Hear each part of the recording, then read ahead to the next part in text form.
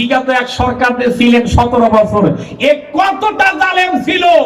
আমার তো মনে হয় ফেরাউনের থেকেও হাজার গুণে জালেম তিনি বেশি ছিলেন, ঠিক কিনা বলেন? কেননা যখন ফেরাউন ছিল, আচ্ছা বলেন তো দেখি, ফেরাউনের রাষ্ট্রে শতকরা কয় পার্সেন্ট মুসলমান ছিল? মুসলমান ছিল? আমার তো মনে হয় ছিল না, কতিপয় দুই একটা।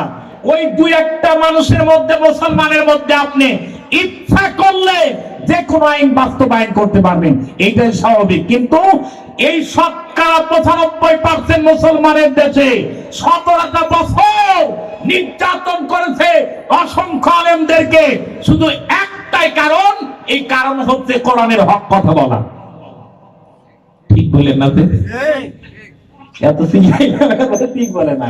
ঠিক কালকে সকালবেলা চা খায় বলেন না, ওই বিকেলে চা খাওয়ার পরে ঠিকটা বলেন নাকি? বলেন জালেম কম ছিলেন না, হাজার হাজার আলেমদেরকে জেলের মধ্যে রেখেছেন বিনা অপরাধে। একটাই তাদের অপরাধ ছিল, অপরাধটা হচ্ছে আল্লাহর কোরআনের হক কথা তারা মানুষের সামনে বলে প্রতিষ্ঠিত করতে চেয়েছে। ঠিক কিনা ধরে বলেন?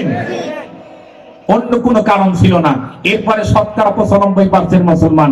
আমরা যদি আজকে যারা ওয়াইদিনরা আছে, বাংলাদেশের প্রত্যেকটা বক্তা যদি দিন কামের প্রচেষ্টা করে, বাংলাদেশের প্রত্যেকটা মাদ্রাসার শিক্ষক যদি দিন প্রচারের প্রচেষ্টা করে, প্রত্যেকটা মসজিদের ইমাম যদি দিন প্রচারের চেষ্টা করে, বাংলাদেশে এমন কোন সরকার নেই কোরআন সুন্নাহর বিরুদ্ধে কথা বলতে পারে। ঠিক কিনা জোরে বলে?